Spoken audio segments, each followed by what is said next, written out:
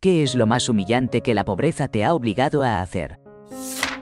Corrí todo un camino y vaya que fue variado. Empecé despojándome de mis inhibiciones en un bar gay, donde algunas noches podía obtener hasta $100 en los primeros años del 2000. Luego, probé con el universo del contenido para adultos en Internet, que me recompensaba con $500 o más. Y, por supuesto, estaba la opción de ofrecer compañía, que estaba entrelazada con el trabajo de stripper. A veces, mis clientes me invitaban a una comida y me ofrecían la oportunidad de ducharme en sus hogares. Una de mis tácticas era acudir a McDonald's alrededor de las 10:30 de la mañana. Me sentaba en el estacionamiento y esperaba a que el personal de cocina, que no podía ser más obvio, sacara la basura. En aquel entonces, los sándwiches estaban preparados con antelación y se mantenían bajo lámparas de calor. A veces estaban en perfectas condiciones y hasta caliente. Si tenía suerte, lograba encontrar una bandeja de espuma donde llevar un par de hamburguesas para más tarde. Las tiendas de abarrotes también ofrecían comida en buen estado. Así que, después de mis visitas a McDonald's, me pasaba por el supermercado que estaba al lado.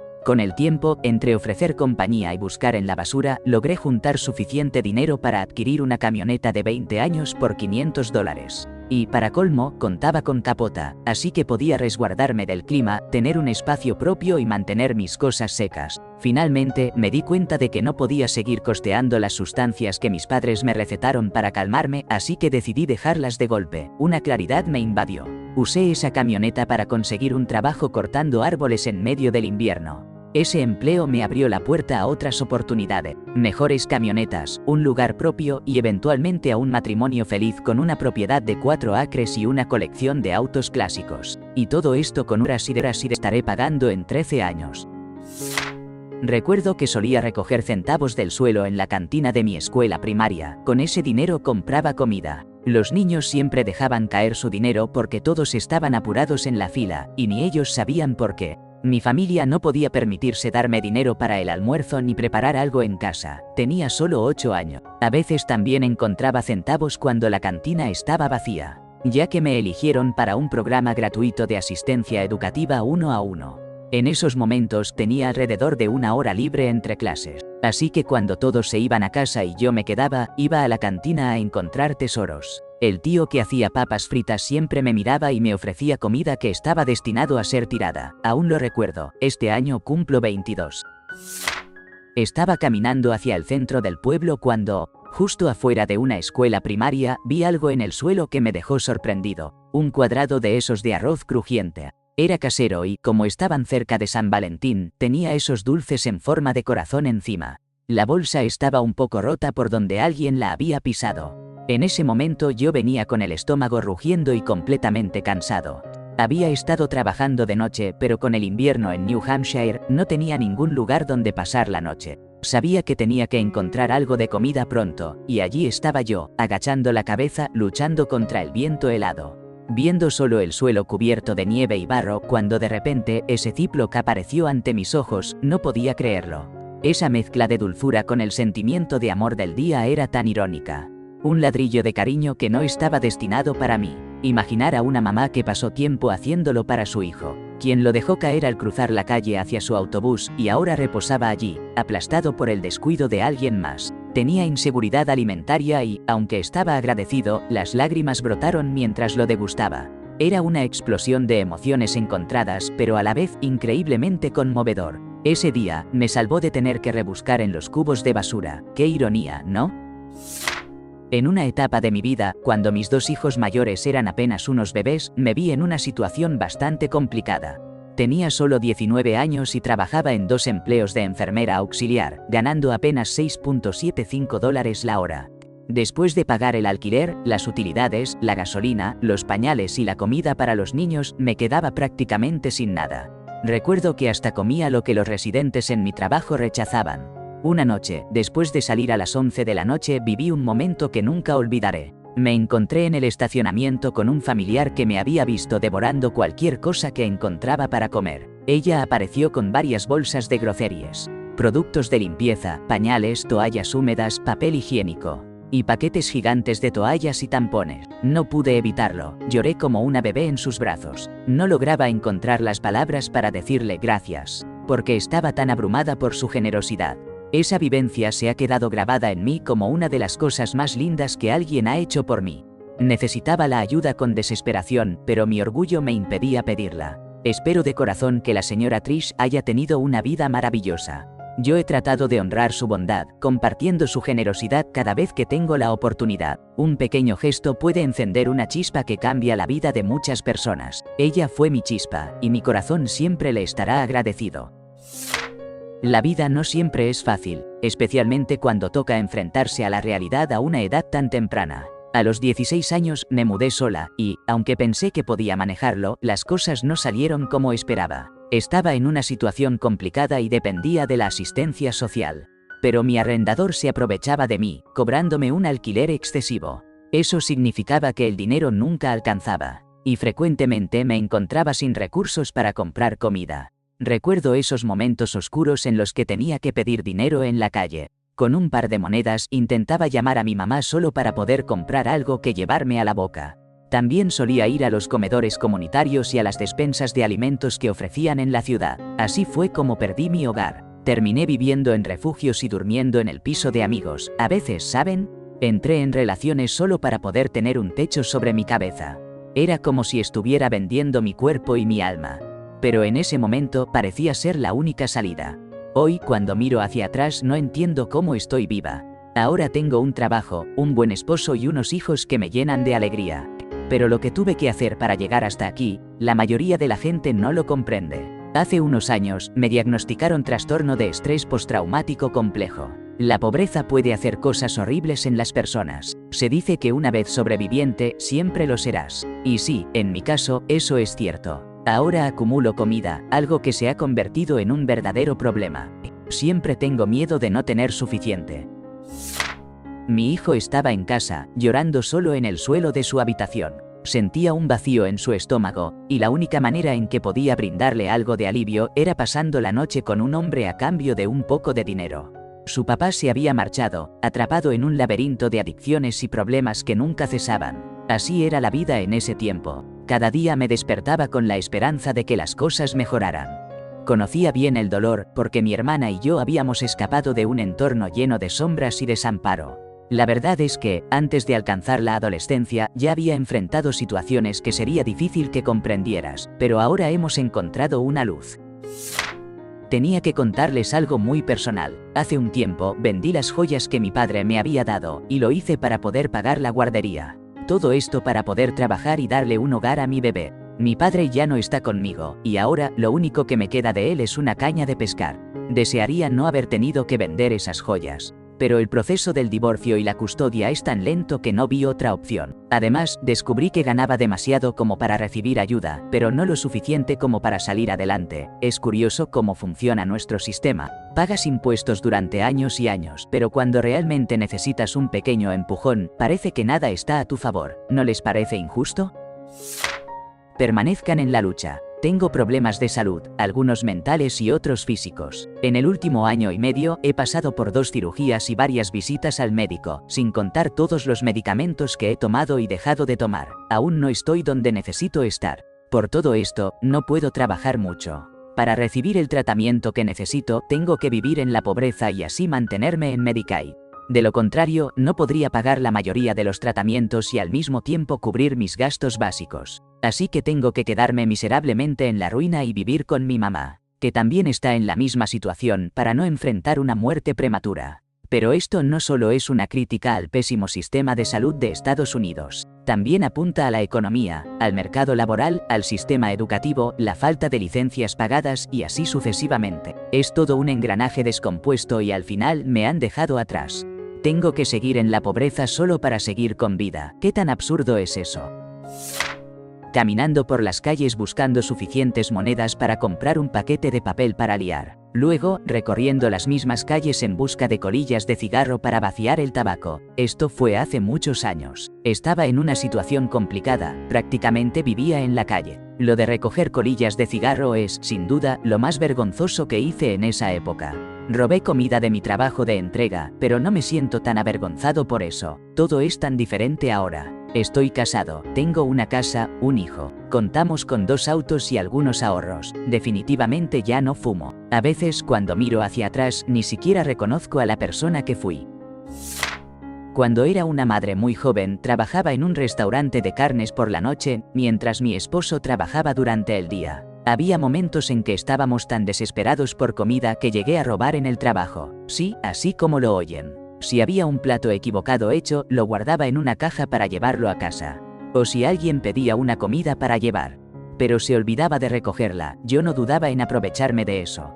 Hubo veces en que la situación era tan crítica que hasta tomaba sobras de alguien que apenas había tocado su comida y que no quería llevarse. Me sentía tan avergonzada al hacerlo como si estuviera cruzando una línea que nunca imaginé cruzar. Pero estábamos hambrientos, apenas sobrevivíamos y no había opción. Ahora ya no estoy en esa situación, pero esos días me han enseñado a valorar cada comida que tengo. La vida puede cambiar drásticamente en un abrir y cerrar de ojos. Y a veces, lo que parece trivial para otros significa el mundo para nosotros. Durante un par de años, en la secundaria, viví con un diente roto y sin seguro dental. ¿Te imaginas, verdad? Cada vez que me comía algo caliente, frío o dulce, ese diente se encendía en llamas. Finalmente, mi mamá encontró uno de esos furgones dentales para personas de bajos recursos y logró que me atendieran antes de que cumpliera 18 años y ya no pudiera acceder a ellos. Cada dentista con el que hablé decía que eso necesitaba un tratamiento de conducto. Pero este dentista, que parecía salido de un libro de historia, solo me lo rellenó y me mandó a casa. Y sorprendentemente, nunca más he tenido problemas con ese diente. Lo que sí pasó fue que como no podía morder del lado derecho por tanto tiempo, los molares del lado izquierdo se desgastaron un poco.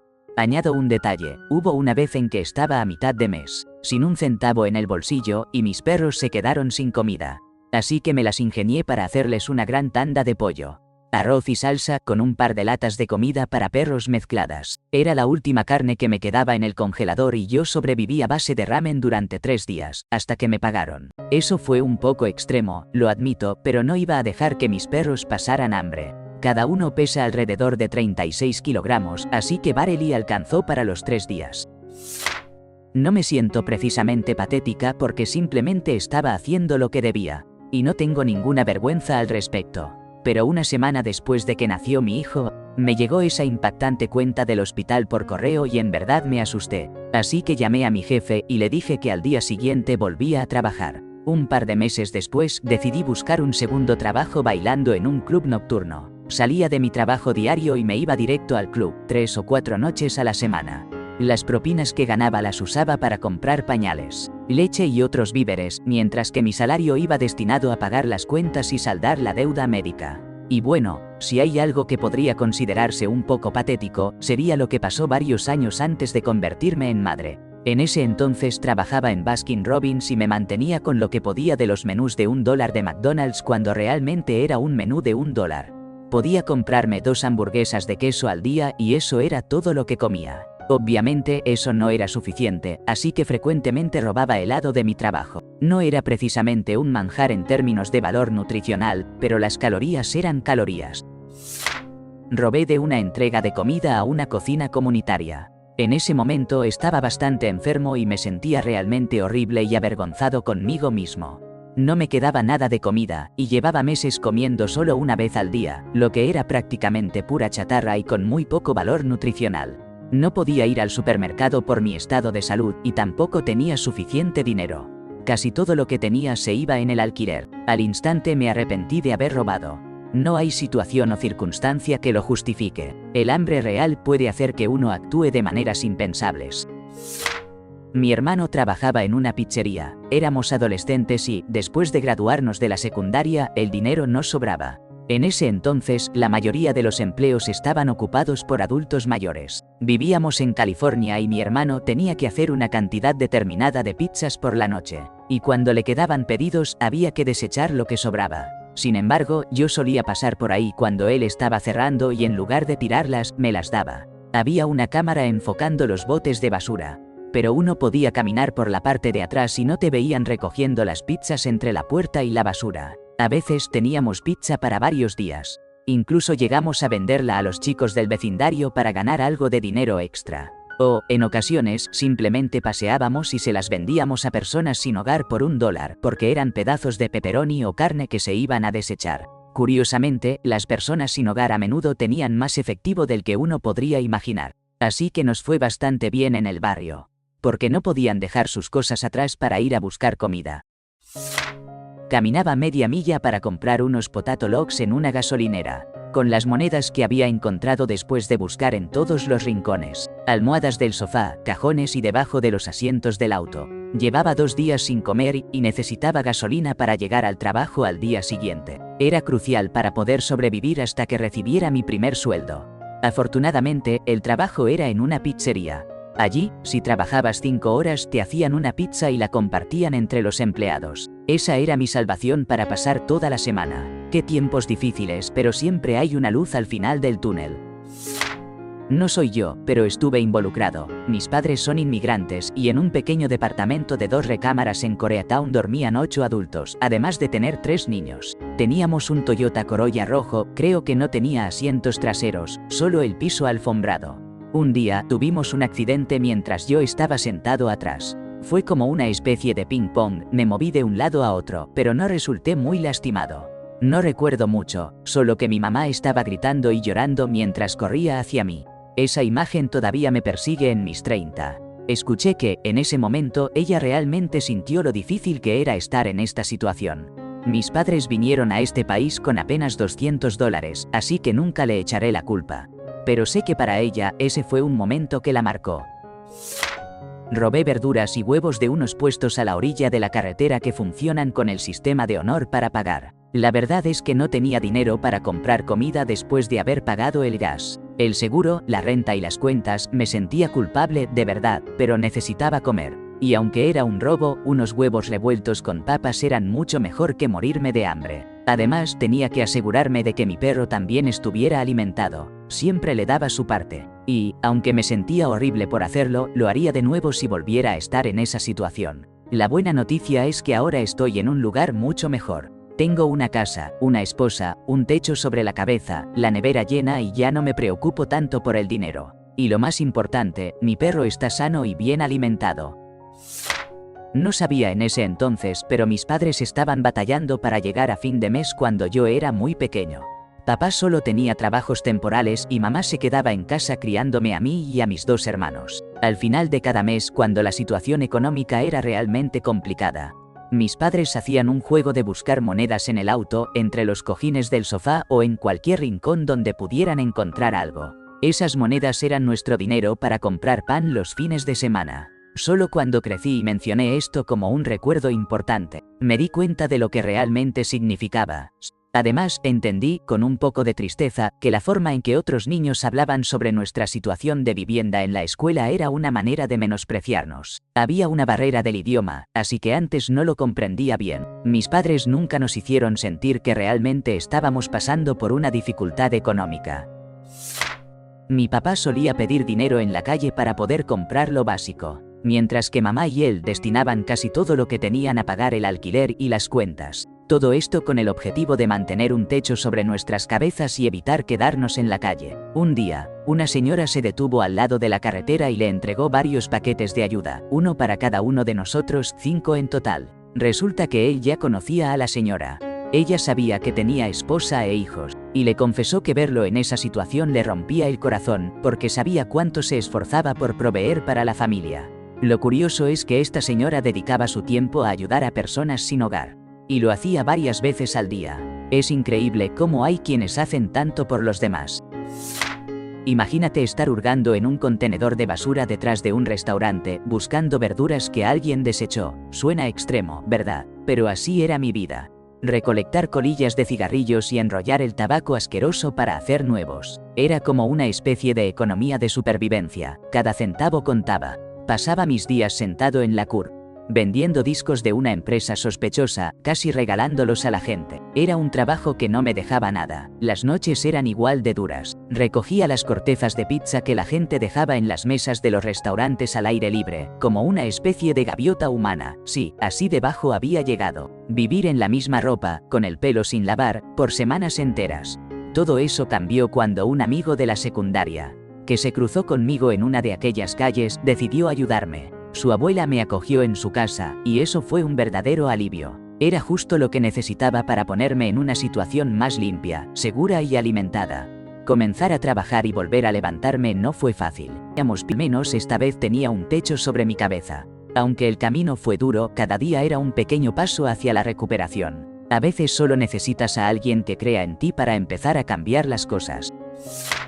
En la universidad, mi alimentación se limitaba a una vez al día debido a circunstancias económicas difíciles. En una ocasión, durante Halloween, estaba desempeñando el rol de seguridad en una casa del terror familiar bastante modesta. Esa noche, me alimentaba de los dulces que los visitantes dejaban caer y de los bocadillos que quedaban esparcidos por el lugar. A veces, incluso me permitía tomar la parte intacta de los hot dogs que otros dejaban atrás, rogando que el resto fuera comestible. Recorría los tachos en busca de esos desperdicios que parecían más limpios, hasta que un día, encontré una barra de Twix que había caído, pero su envoltura aún estaba intacta. Sin duda, esa fue una de las etapas más difíciles de mi vida. No me obligaron, pero me hicieron reflexionar. En el año 2000, me mudé con un novio a los 18 años, y durante el año que estuvimos juntos, yo era la única que trabajaba. Pasamos de vivir con sus padres a la casa de un amigo, y finalmente terminamos en un motel que tenía un aire bastante siniestro, pagando por día, y más caro que un alquiler, pero no podía ahorrar suficiente para el depósito de un departamento. Hubo días en los que no teníamos dinero para pagar una habitación y dormíamos en el auto. Llevábamos unos 3 o 4 días en el estacionamiento, durmiendo en el coche y con nada más que un medio paquete de palomitas cada uno como comida. Necesitaba una ducha desesperadamente en mi día libre, ya que ya había estado trabajando varios días sin poder bañarme. Había un lugar de trabajo temporal que ofrecía empleos por un día, con salario mínimo, haciendo trabajos diversos para diferentes empresas. La mayoría eran hombres ásperos y algo turbios. Sin embargo, necesitaba una habitación y una ducha para esa noche, así que tuve que decir que iría sola para convencer a mi novio, que siempre se ponía celoso y no quería que nadie me mirara. Esto me dejó sola en el estacionamiento del motel durante todo el día. Estaba hambrienta y desperdicié mi último cuarto en un teléfono público afuera para llamar a una amiga que estaba demasiado ocupada con su novio como para venir a ayudarme. Esperaba que tuviera comida, pero incluso si no, necesitaba a alguien con quien charlar porque estaba al borde de un colapso mental. Darme cuenta de lo poco que significaba nuestra amistad me hizo llorar en el borde de la carretera, justo enfrente del motel. No pasó mucho tiempo antes de que se acercaran 2 hombres del hotel. Eran militares, ya que había una base cercana. Después de preguntarme si estaba bien, me ofrecieron $50 a cada uno para que los acompañara a su habitación. Esa no es la clase de persona que soy, así que fue fácil decirles que no, gracias. Me dieron su número de habitación por si cambiaba de opinión. No fui a su habitación, pero fue uno de los días más difíciles que he vivido, sentada ahí todo el día con esa opción delante de mí. Todo lo que podía pensar era en cuánta comida podría comprar con ese dinero y lo hambrienta que estaba. Siento que cada persona que nunca ha pasado hambre debería experimentar lo que es para entenderlo de verdad.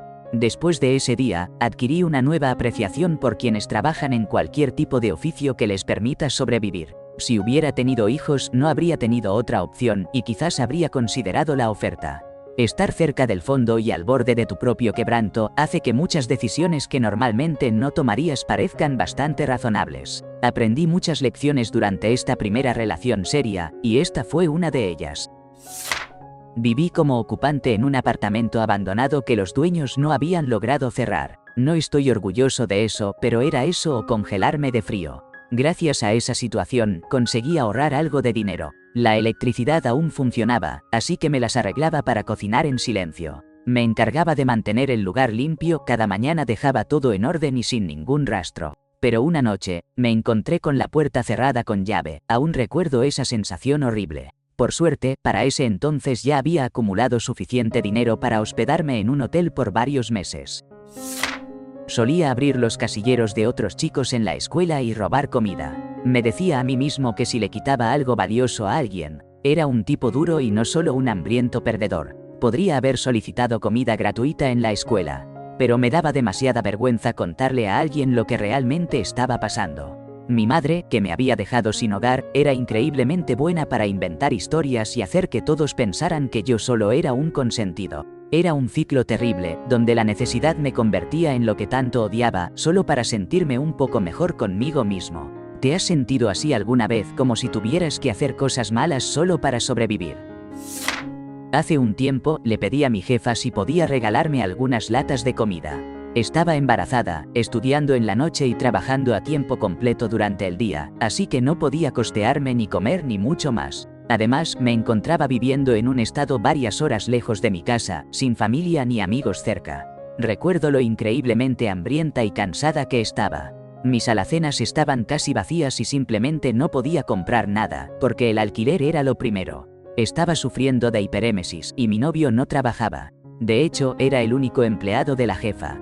Siempre había sido confiable, puntual, educada y estaba aceptando menos del salario mínimo en ese momento porque realmente necesitaba el empleo para poder estar cerca de la escuela.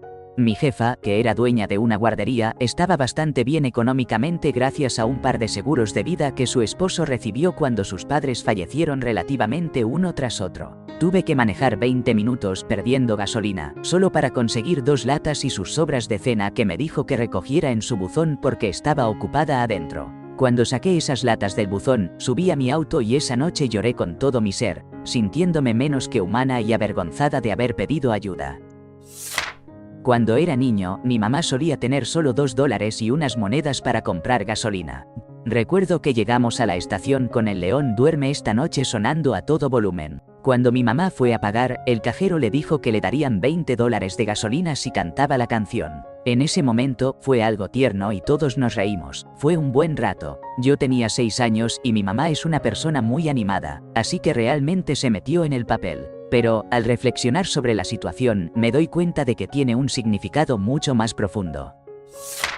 Solía robar papel higiénico de los baños de las tiendas. Me volví un experto en abrir los dispensadores de papel y la verdad, me llevaba todo lo que podía. A veces encontraba lugares donde no cerraban los rollos y aprovechaba para cargarme varios. Recuerdo que había un Toys R Us a un par de kilómetros de mi casa que usaba papel higiénico normal, nada de esos rollos gigantes e industriales y lo mejor de todo, no los protegían, así que ahí era un festín. A veces hay que hacer lo que sea necesario.